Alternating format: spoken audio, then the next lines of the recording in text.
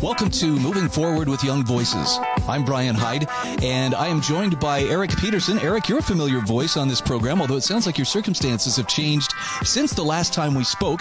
Would you bring us up to speed on what's happening in your life? Yeah, I am now a contributor to the Satoshi Action Fund, which is a nonprofit focused on Bitcoin mining policy across the United States. When China banned Bitcoin mining, it was a huge opportunity for America to take the lead in that, and we want to be working across the states to make sure we have friendly policies to bring so many jobs and opportunities to so many Americans. Now, I've heard some pretty questionable things about Bitcoin mining, destroying the planet, stuff like that. But I'm looking at an article that you, along with Dennis Porter from Satoshi Action Fund, wrote for Real Clear Energy. And I learned a couple of things here. First of all, I learned that there really are some beneficial sides to Bitcoin mining. But in particular, there's a problem in America with what are called orphaned wells. Do you want to introduce us to this topic and then we can explore it? Yeah. So orphaned oil wells, if you've ever driven through Texas or Oklahoma or seen a movie where you've got those old pump jack oil wells just going up and down, pulling a few barrels out of the ground a day. Many of those companies just come in, they buy the mineral rights for a property, put it in a well, and, they go bankrupt because the oil market is such boom or bust. And what ends up happening is they leave these wells there, and it's not just that they're no longer running. It's that they haven't been closed properly. So they could be leaking oil all over the ground, could get into groundwater, but they're also releasing methane. Methane is a greenhouse gas that is more potent than carbon dioxide by somewhere to the measures of 25 to 85 times, more potent. So methane is really, really bad for our atmosphere when it comes to global warming. And there's a large incentive for a lot of folks to try to get this out of the ground, but there's just not enough money to go cap these wells. So they sit across our country leaking oil and putting out methane. Okay, and like you point out in the article, we're not just talking, there's a handful of wells out there. We're talking there are thousands of these wells that have been orphaned. Talk to me about, first of all, before we talk about how Bitcoin mining can help solve this problem, for people who aren't familiar with what Bitcoin mining is, can you give us kind of the layman's description of what's taking place there? Yeah, so Bitcoin, maybe we should start there. It's just a virtual currency. It's written in a certain way, but a lot of folks have been investing in it. It can go across borders instantaneously. A lot of people think that it's a hedge against inflation. But in order to send Bitcoin, you have to be running computers on the blockchain. And these computers that are running the Bitcoin program are called Bitcoin miners. Now, the way that this mining process works, these computers often take a lot of energy to secure that network. It makes it secure. It makes it easy to transact, but it does have large energy requirements. And so oftentimes you have Bitcoin miners trying to get to places that have both reliable and affordable energy. Okay. And you're talking in terms of like electricity, right? Yes. Okay. Yes, that's right. So sometimes they could just be hooked up to the grid. But a lot of times, I think what we're going to get into, they can actually use stranded energy assets. So energy assets that would just be flared off or wasted and not put to any use whatsoever, they can take that energy and make sure that it's running the Bitcoin network, so doing something positive for the economy. So I'm just going to restate it. Hopefully I'm understanding you correctly. That orphaned well, the things that it would be putting off, that energy can actually be utilized to generate electricity to power Bitcoin mining. Yeah, it's actually really simple. So you might have an orphaned well, let's say in Louisiana or Illinois or Ohio, states that have a ton of these orphaned wells. All they have to do is hook the well up to an electricity generator so that methane natural gas will go through there. It'll convert it to electricity and put off carbon dioxide, which, as we said, is a much less potent greenhouse gas. Turn that electricity to power some computers that are hooked up to the Bitcoin network, and they're securing the network and generating Bitcoin in return for those people who are setting up the miners. Wow.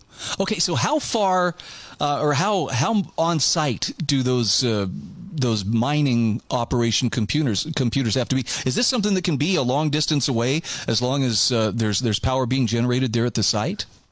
So most of the time, they'll actually put the computers pretty much right there on site. They have basically large containers that look like a shipping container, and they just put the computers in there. They're generating with a pretty simple gas generator, turns electricity, and the computers are right there generating Bitcoin. Interesting. I wonder if China's regretting that they banned Bitcoin mining. Look, I'm not going to pretend Bitcoin is, the answer to all of our currency and financial woes, but it certainly seems like an alternative might be in order, considering how quickly the dollar is depreciating in value. Yeah, I think a lot of folks are concerned about Bitcoin's current price, but if you look at the people mining and the number of transactions that Bitcoin has, that only continues to increase. And when you talk about we're trying to have the real benefits of Bitcoin mining, and people think that energy consumption is always a problem, and here we can really turn it into an asset. Our hope here is that Bitcoin miners can partner with the states that have so many orphaned oil wells and help put some of that money to close up these wells that would take years and perhaps even decades to close later. I know Louisiana very well. We've got over 4,500 orphaned oil wells. We were able to only close 40 last year. Wow. So if you're just doing simple math, we're talking about 100 years, just what we're taking the money. And so you can really divide these wells into ones that just need to be closed and aren't good for Bitcoin mining. But then those that are good for Bitcoin mining, we can immediately get them to a place that they're no longer creating damage to our environment. And the Bitcoin miner can put money towards closing that in. So taxpayers are now off the hook for closing these orphaned oil wells. Wow. I could see some people, not all, but some saying, hey, that doesn't seem fair that these people are Bitcoining, they're Bitcoin mining and they're receiving some advantage from this kind of work. But at the same time, I'm seeing they're also doing a job that the taxpayers are not being taxed to pay for. So it seems to me like this could be a win-win situation. I really think it's a win-win-win situation, right? It's a win for the environment. If we close all of these orphaned oil wells, it would take somewhere between 2 to 5 million cars off the road in terms of CO2 every year. That's a huge environmental benefit. It's a win for taxpayers because their money isn't going to close up these wells, or the money that they're spending is going farther to close up these wells. So they'll get more bang for the buck. And it's a win for the Bitcoin miners who are getting, energy that was going to be wasted energy and put into our atmosphere and turning that into Bitcoin to create jobs in a lot of times very rural downtrodden communities, because after you get an oil bust, right, you can have some of these towns are just looking for jobs. Yep. I used to live in Oklahoma. I remember there, and this was back in the 80s. And I remember even then, there were places where the oil boom ran out. And yeah, it was towns were dying on the vine. So I have to ask you, Eric, the oil companies, the energy companies that are out there, that own these wells, do they welcome this kind of partnership? So the orphaned oil wells are not owned by companies. That is why they are orphaned, right? There's no owner that can be found of that orphaned oil well, and so that liability goes to the taxpayer or the states to close up. Now, that said, I think a lot of the energy companies have really been looking into Bitcoin mining as a way to both be pro-environment and generate extra income.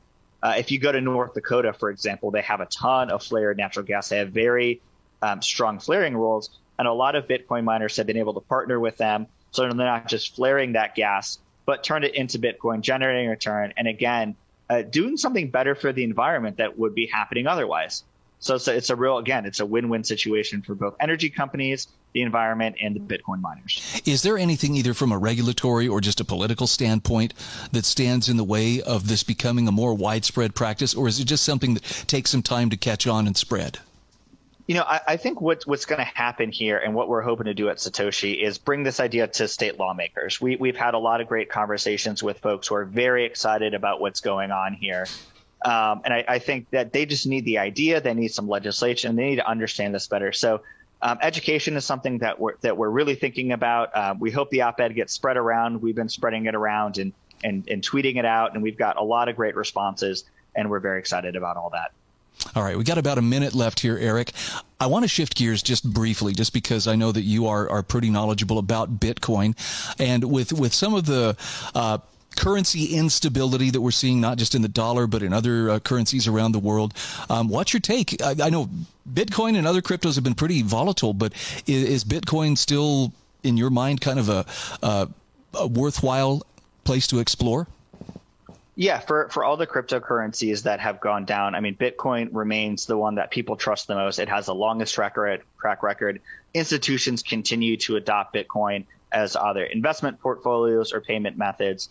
So if you're looking for, the top tier, it still remains Bitcoin. Many of the other projects that sort of boomed and bust have worked their way out of the ecosystem at this point. So, we're certainly going to be in for volatility. That's, going on in the entire economy right now. And Bitcoin certainly isn't immune to that. But, it certainly, I think, is well positioned to weather these tough times. All right. We are talking with Eric Peterson. He is a policy advisor to Satoshi Action Fund and a contributor to Young Voices. I have a link to the article that you co-wrote with Dennis Porter. I'll put that in the show notes. Eric, where can people find you on social media? They can find me at Eric_Peterson right on Twitter. And, please follow Satoshi Action Fund as well if they want to learn more about Bitcoin and Bitcoin mining.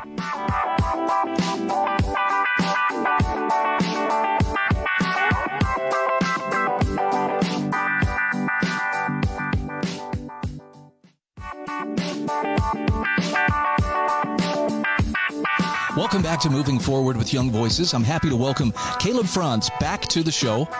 Caleb is the program manager at Young Voices and also the host of the podcast Profiles in Liberty. Good to catch up with you again, Caleb. It's good as always to be chatting with you, Brian. We got a doozy of a topic today. And maybe it's the fact that you're in Kentucky. I think of good Kentucky whiskey when I think of Kentucky. But we've got this wonderful article about how bourbon should be able to be produced at home, just like people who do craft beers at home. What's good for beer should be good for bourbon. Make home distilling legal. And I have to admit, I'm kind of a teetotaler, so I'm not in the know on a lot of this, but I didn't realize that apparently it's still really illegal for people to distill, hard liquor, but apparently, craft wine, craft beer, that kind of stuff they can do without much trouble. Is that right? Yeah, that's right. Back in the late 70s, when President Carter essentially legalized the production of home brewing, that really unleashed an entire craft beer revolution. And you can do this with wine as well. The only thing that still isn't quite there is with distilled spirits. This is I think, kind of a backwards way of looking at this. This has been the case since Prohibition, really, ever since it was legal to buy and purchase and sell alcohol once again. It still was not legal to produce these spirits in your own home. A lot of this is for tax purposes. A lot of this is for regulatory purposes. But essentially, what all this does is really create a sort of higher tier, a higher class of those who can and those who cannot create. And it's really nonsensical when you think about it, because in order to be able to create any sort of distilled spirits, you have to know what you're doing in order to get a license to be able to do this. Well, in order to know what you're doing, you have to practice. And in order to practice, you have to start somewhere. Now, unless you are well ingrained into the family of a major distiller, then most people have to do this illegally, and really there's no reason for that.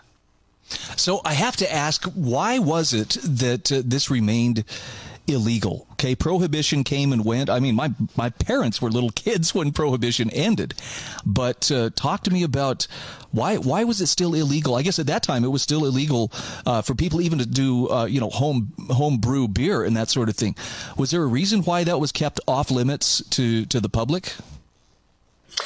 Well, largely for tax purposes. This is something that the federal government wants to ensure that they can get their hands on as much as possible. And those revenuers. Exactly, yes. To be clear, this is not just illegal on the federal level, but also on the state level, which is where the majority of my article kind of focuses on, is that it's kind of absurd that this land of bourbon that we find ourselves in, where I am here in Kentucky, the very people who pride themselves on their heritage of bourbon can't distill spirits and partake in that heritage in their own home, at least not legally. And that is quite a backwards way of looking at things. Some states have adopted laws that should anything happen on the federal level, where they remove that prohibition, so to speak, of distilled spirits, of home producing distilled spirits, that it would be immediately legalized in their state. And that is something that I think Kentucky and other states can do as well. It's only a very small group of states currently that have laws like that on the books. But I do think it is something that if there was anything to do at this point for states, that would be a pretty quick and easy thing to help adjust this piece of outdated legislation. I mean, I'm trying to think beyond just, the tax revenues and that regulatory part. Is there any other justification given for why those in authority don't want people, operating stills or otherwise, creating alcohol? Because I don't imagine this is something that many people do in the first place.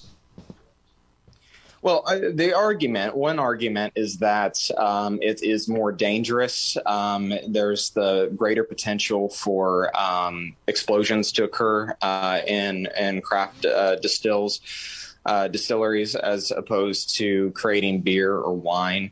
And there's a little bit of validity to that, but the practicality of that happening is incredibly low. I mean, people are, as you mentioned, there's already a group of people who do this regardless of the legality of it.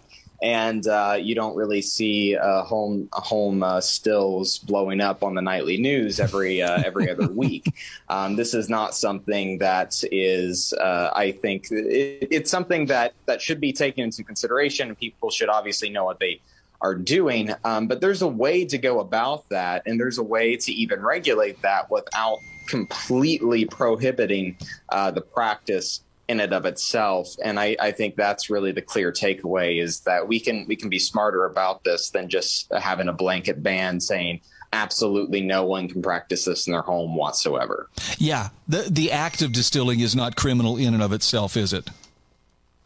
No, it's not. It's only you can get all of the ingredients. You can get a still.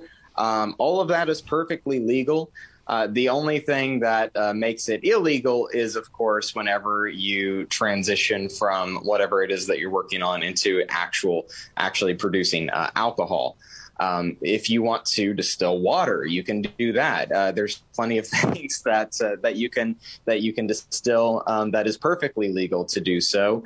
It's just whenever you try to create alcohol, that's when it crosses a line on a federal level. Not even when it's like you're exchanging it or entering it into commerce. I mean, like a person couldn't distill their own for personal consumption. It would still be illegal, right? That's right. Yeah. And that, I think, is the real to me is really the real catch to this, is that even those who, for tax purposes, if they want to open up their own distillery in their own home or something along those lines, that's one argument. But for people who just want to simply enjoy the craft of creating whiskey or bourbon in their home, that isn't something that should be a criminal activity. That is something that hobbyists should be able to enjoy. That is something that people who want to practice a little bit because maybe they're curious about the entire industry but don't want to go full steam ahead with creating a business right out the gate. That should be an option for them. Whereas legally, it's not currently, and the only way that they can really do that is to break the law. Wow. Gosh, that doesn't leave a whole lot of choices. So are there any organizations? I assume the National Association of Distillers may not be behind this because they don't want the competition, or are they supportive of that? I'm actually not sure about that specific group, but I do know that, for instance, whenever I first wrote this article, there was a tremendous amount of support from a lot of distilling groups. specifically for the purpose that, yeah, this is quite a ridiculous law that doesn't really make any sense in the modern context, especially. Things are safer than they ever have been before. Things that would have been dangerous back in like the 1920s or 1930s or 40s are not the same. They're not the same equipment that we'd be working with today. This is more or less purely for tax purposes and purely for control purposes. And of course, those in the distilling markets and commercial markets aren't necessarily going to be all that quick to change the laws because they are directly benefiting from that. Some laws and some pieces of legislation have been changing as of late to open up room for more craft spirits, but this has not been one of them, unfortunately. All right, we are talking with Caleb Franz. He is the program manager at Young Voices and also the host of the Profiles in Liberty podcast. Caleb, where can people find you on social media? Yeah, you can find me on Twitter at Caleb Franz. You can find my show, Profiles in Liberty, wherever you get your podcasts from.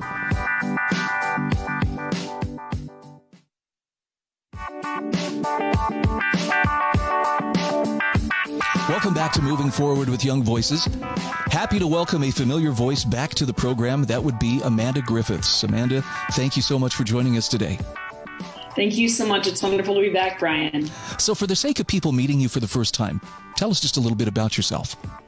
Sure. I'm a contributor for Young Voices, just getting started writing on international policy, as well as economics and monetary policy and finance. I'm also currently a PhD student at UCLA. Very nice. And I'm looking at an article that you wrote for National Review. The Inflation Reduction Act will hurt the economy and the environment. And I got to tell you, Amanda, I'm not a fan of the Inflation Reduction Act because it seems like just one more example of, okay, Washington, D.C. has given us something. They've given us policy. And as usual, the name is directly opposite of what it's actually tending to do. First of all, let's set the stage and talk about the Inflation Reduction Act. What is it supposed to do versus what are some of the problems that are coming along with it? Sure. Well, what it's supposed to do writ large is indeed, yes, reduce inflation. Although the problem is, of course, that by now it's no secret the act does not reduce inflation. You have a UPenn Wharton assessment that's saying, it's basically going to be a wash in 30 years. It's going to raise lower GDP and then raise GDP all adjusted. It basically evens out. It doesn't do much. So proponents have pivoted to talking about some of the act's other merits, and particularly the environment, all of these great things that the Inflation Reduction Act is going to do for climate security, environmental justice, all of these wonderful things that I think a lot of us really do care about and want to work on, problems we want to fix. Unfortunately, the way that the act goes about doing it is not going to address the actual problem. And part of that is because there are these old regulations that were written back when hair metal was popular back in the 1980s that just don't make sense today. I doubt people have even really taken a look at them, but this article in particular goes into the problems with the regulations of the rare earth industry and rare earth mining and refining production, and how the act, although it attempts to dole out these tax credits and all of these subsidies to manufacturers and purchasers of electric vehicles, what we're not doing is we're not attending to the actual issues with the industry itself. In the process, we're outsourcing our carbon footprint to some of our biggest polluters in the world. Wow. Now, could the people who framed this legislation, could they have seen this coming, or is this just one of those unintended consequences? Oops. Oh, well, now we know. They could have absolutely seen this coming. So the problem, again, has to do with a couple different things. Now, rare earths, we talked a little bit about them last time that you and I spoke. These are these rare earth alloys. They're these blends that are found a lot of times in the devices that power our electric engines, also wind, they power solar panels, medical, military equipment, all of this stuff, even phones. And the U.S. used to be the leader in rare earth industries and rare earth manufacturing. But then we had the Nuclear Regulatory Commission and the International Atomic Energy Agency working together. They revised their definition of nuclear source material so that rare earth byproducts, heavy rare earth byproducts, got lumped into the mix of something that could potentially be dangerous in terms of its nuclear risk. Now, again, that's one of those unintended consequences. And right now, because of the technology that we have and what we know about rare earths, those regulations, those rules don't make sense. But what those rules did was it made it so that it was incredibly costly in terms of liability measures, in terms of just in terms of the regulation, overhead, and red tape to extract rare earth byproducts from even commercial mines, things like iron mines, things like phosphates. We have all of these rare earth byproducts that are in fact salvageable from our mine tailings there. We can't even touch them. We can't even handle them. And as a result, the vast, vast majority of rare earth manufacturing and rare earth mining is happening in China, which is the world's biggest emitter of CO2. The Chinese Communist Party is not particularly environmentally friendly. No. Last time you and I spoke about the CCP on trade. Now we're talking about the CCP on the environment. So this is one of those things that could have been attended to, could have been addressed, could still be addressed. I mean, the NRC could decouple these rules from the IAEA. But in general, what we need to be doing is we need to be dusting off these old books and looking at these regulations saying, this just doesn't make sense anymore. It sure seems like there's a just full push toward electric vehicles, which, look, I'm not going to complain, but it seems like it's being pushed so hard and so fast that there are a lot of unintended consequences that seem to have come along for the ride. You point out in your article, for instance, that there's a tax rebate that could kick in starting in 2024. What's the catch, though? The catch is, and this was wonderfully reported, in fact, by Joe Lancaster in Reason Magazine. So there are these tax credits for the electric vehicles as long as, and that begins in 2024, as long as none of those vehicles' battery components are sourced from what's called a foreign entity of concern. China's on that list. The catch, as you point out, is that these vehicles don't exist.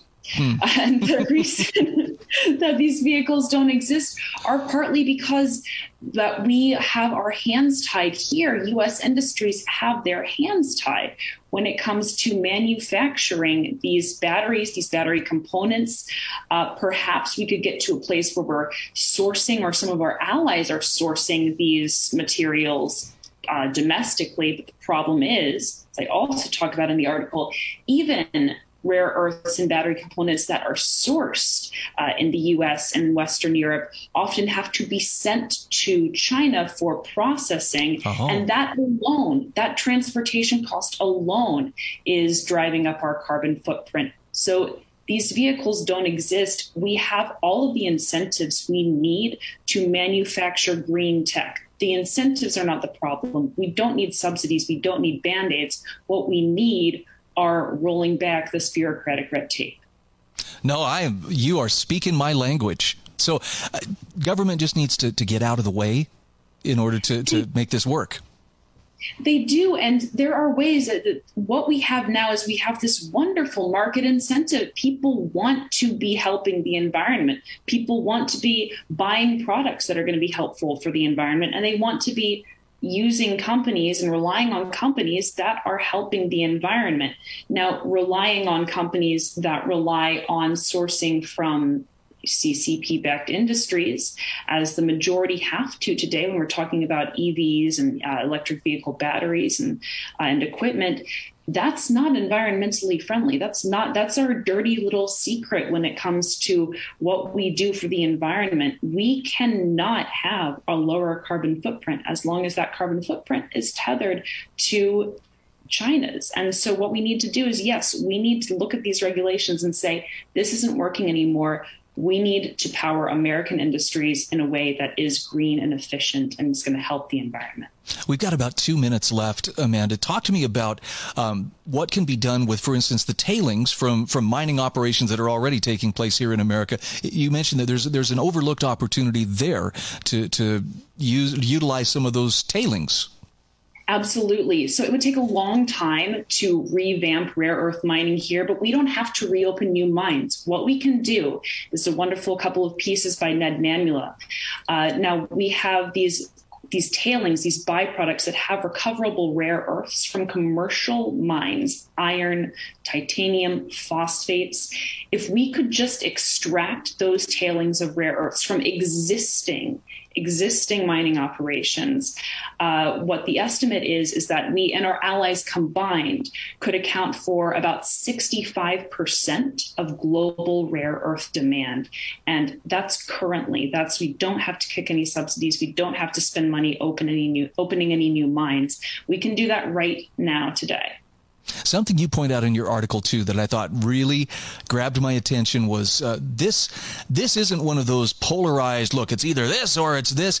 This is one of those places where actually conservatives and progressives could find some common ground. Absolutely. This is great for American industry. This is great for the environment. This is great for innovation. There's no loser here. Everyone wins, including the planet. Nice. Well, I'll have a link to your article from National Review in the show notes. Again, we're talking with Amanda Griffiths. And Amanda, where can people find you on social media? Where can they follow your writing? People can follow me on Twitter at AjaxTheGriff, AjaxTheGriff. And then I am also a contributor at Young Voices. So you can go to my contributor page there and see all of my latest stuff. Fantastic. Great to catch up with you again. Thank you. Wonderful to talk with you, Brian. Thanks so much.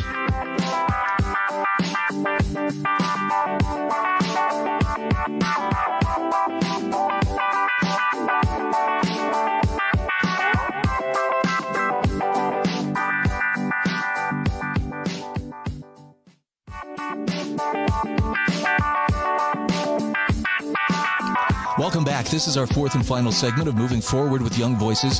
Happy to welcome Andrew Donaldson back to the show. Andrew, it's been a while since we've talked. For people meeting you for the first time, tell us just a little bit about yourself. Yeah, it's always good to be with you, my friend. I'm Andrew Donaldson. I do a couple different things. I'm managing editor of a publication called Ordinary Times, ordinary-times.com, that we're really proud of. Been doing that for about 4 years. Very proud of my association with Young Voices, which is why I get to talk to you frequently. Then I got my own little program where I try to sound like you, but I always fail because I don't have that great voice like you do, on Heard Tell, available on YouTube, all the major podcasting platforms. We'd love to have you join us. All just talk, no yelling, talk about things that matter, don't talk about things that don't. We have a good time, good grown folk talk, but it's always good to talk to you, my friend. Yeah, you actually have a great way of saying it. What is it? Turning up the volume on the information, turning down the noise. Yeah. Turning down the noise and turning up the information we need to discern our times. One of the best classes I ever took in school, I took a class called Understanding the Times, and it was the major worldviews of the entire world presented, and I kind of stole it from that. Mr. Stigliano, if he's listening, God bless you, sir, from I think the sophomore year we did that. But it was discerning your time. If you don't understand the times you live in, you don't have any perspective on what you're doing, and then you don't really know what you're doing, and you're lost all the time. So when we're going to talk politics and stuff, you got to have that wide perspective, and that's where that comes from. I love it. And you are a busy guy. I follow you very closely on Twitter, and I see you're talking to great people. You talk to a lot of the Young Voices contributors, so I'm going to encourage our listeners. You really should check out Heard Tell. You'll find it worth your while. Let's talk about your article for spectatorworld.com about the gerontocracy goes on a spending spree. I've noticed, or at least I've perceived, that Congress has been pretty free with the checkbook here. Not just the last couple of years, but generally. Talk to me in particular about when we talk about the gerontocracy, though. We're talking about a segment of Congress that has been there for a while. Yeah, I joked about it when they did Vote-A-Rama. I had our good friend Eric Garcia, who's a congressional reporter. He was on the floor for it. He's like, no, it's 16 hours of voting, but it was really a 24-hour day for everybody because he was there. So if I told you in the abstract that we had to wheel in these 80-year-old people and keep them awake for 16 hours to try to make them do their jobs, you'd want to know what nursing home we need to mob up and go shut down because they're abusing these poor elderly people. But that is the United States Senate in the year of our Lord 2022. It's absolutely, utterly ridiculous. I don't want to be ageist, but look, the military has mandatory retirement ages for a reason. They don't let, 80 and 90-year-olds do surgery for good reason. At some point, it's time to turn the reins over. And I know you can't be arbitrators of when that is, but when you're looking at the trillions and trillions and trillions of dollars we're spending, we have spent so much money the last few years, especially under the auspices of COVID. But let's be honest, they're always going to find an excuse to keep spending money. Maybe some young people could do better. Maybe they wouldn't. But couldn't we just try just to see if it would work? Because what we're doing now ain't working.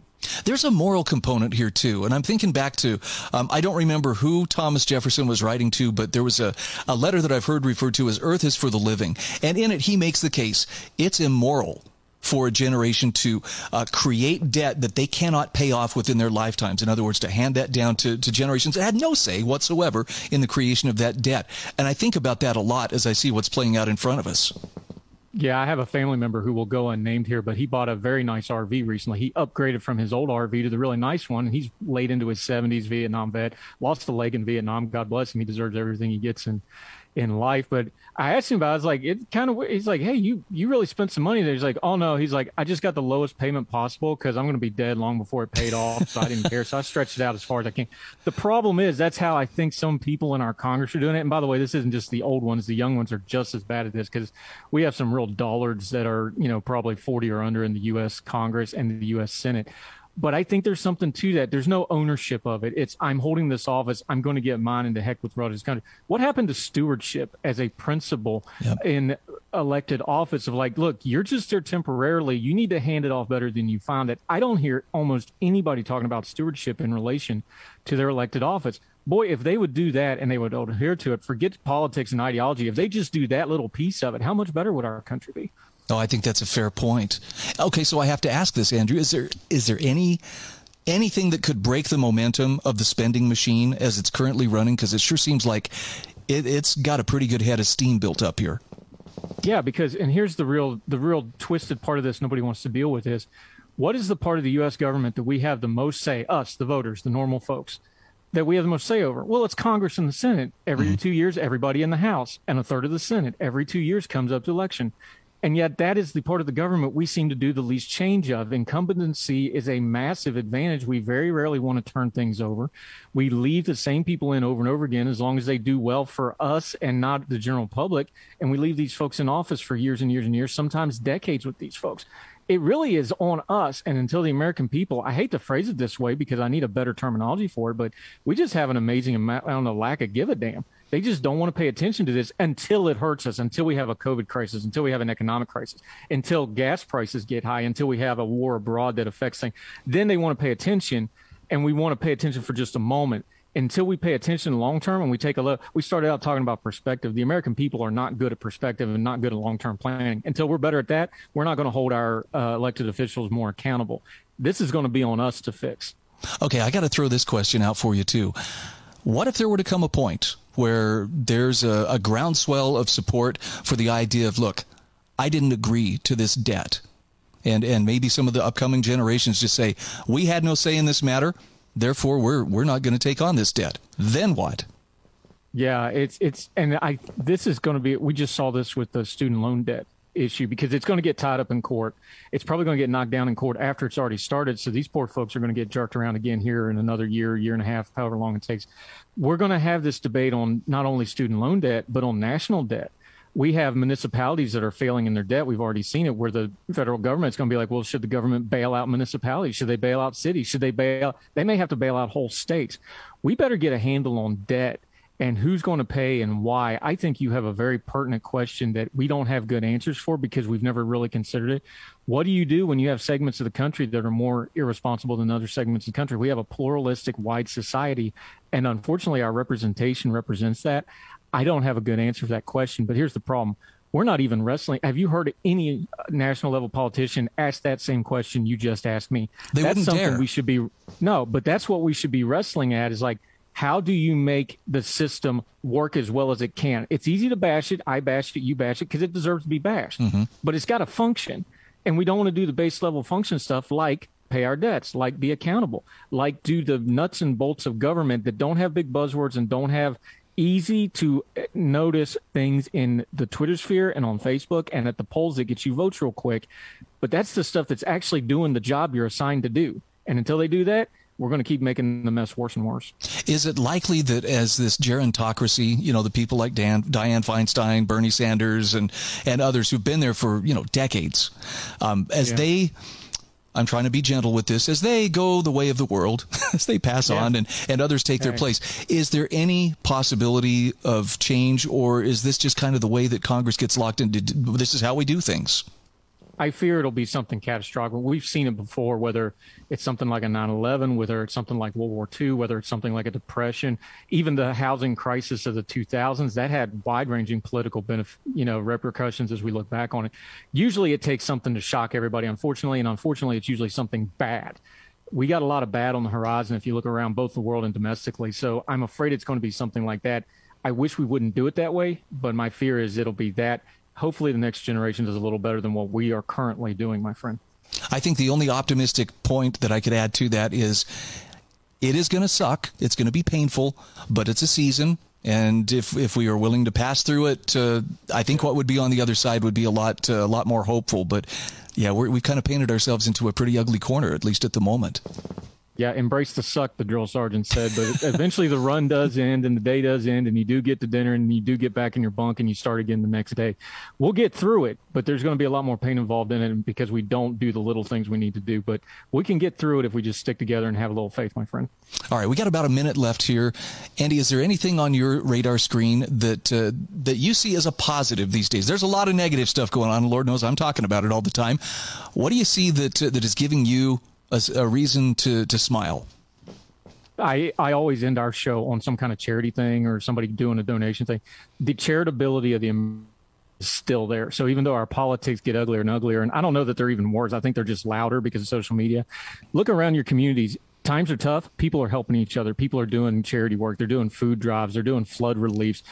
We just saw there's record Pakistan, the terrible flooding. Those people, a third of the country's underwater. People in America given to them by the millions. There's a lot of good still in this country. We just need to get that transferred over to our politics, my friend. Okay. And part of that is just the awareness. I mean, if you're looking for the good, you will notice it. Just like if you're looking for the bad. Oh, yeah. Absolutely. You'll notice that, too. Absolutely right. All right. Tell people. Your feed is what you curate it to. So. Oh, I love it. Tell people where they can follow you, both your writing as well as your podcast. Yeah, 4 for the Fire at the Twitter. Love to talk to you there. Heard Tell, just type in Heard Tell or my name, Andrew Donaldson, in any of the podcasting platforms or YouTube. We'd love to have you join us on our program. We're not as good as Brian, but we're trying really, really hard. And ordinary-times.com, where I write with some really talented people. And I'm very blessed to get to work with the Young Voices folks. You can always find my page there as well. You've set the bar high. And by the way, you also have a Twitter feed called Twitter Supper Club. Yeah. I'm telling you. Anybody can join. Just take a picture of whatever you're eating, wherever it is, whoever you're eating with it, put it on there. You will be amazed how much joy that brings to other people. It'll make you feel good too, I promise. It makes me hungry, but I'm okay with that. Great to talk with you, Andrew. Yes, sir. Take care.